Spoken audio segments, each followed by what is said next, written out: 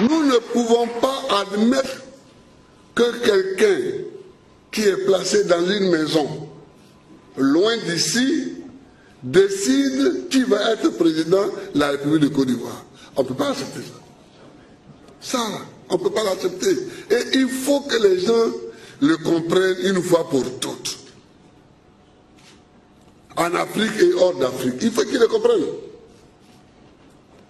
Et nous avons choisi d'être libres. Et nous prenons les moyens de notre liberté.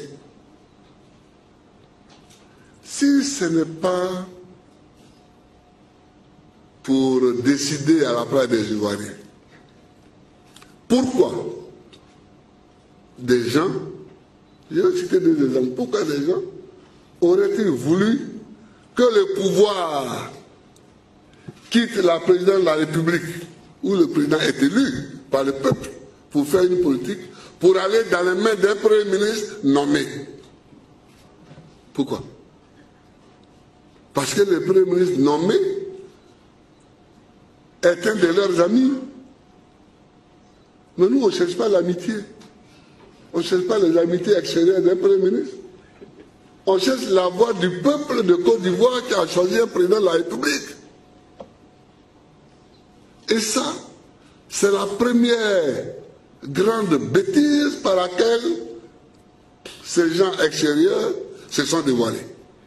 Que le président de la République donne ses pouvoirs de signer des décrets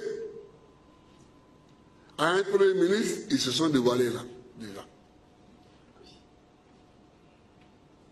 Ça veut dire qu'ils crient, ils parlent de démocratie, mais ils n'en veulent pas de la démocratie chez nous. C'est pourquoi un jour j'ai dit, mais je ne suis pas un sous-préfet français. Ouais, je ne suis pas un sous-préfet. Et je ne peux pas être un sous-préfet français. J'ai choisi d'être un Ivoirien. J'ai choisi de me présenter à des élections ivoiriennes. J'ai été élu. Laissez-moi tranquille. Ça, c'était la première chose. Changement, il voulait changer la nature de notre pouvoir. Pour le donner à un de leurs amis. Le pouvoir exécutif. Il ne se donne pas à un ami. Il se donne par le peuple. Deuxièmement, pour mettre fin à la crise, est-ce qu'on avait besoin de déclarer que l'Assemblée nationale n'est plus valable? Où est le problème?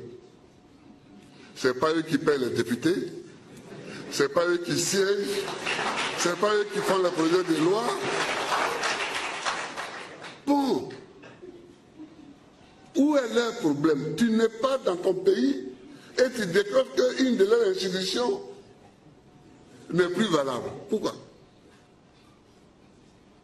Mais on ne peut pas accepter ça.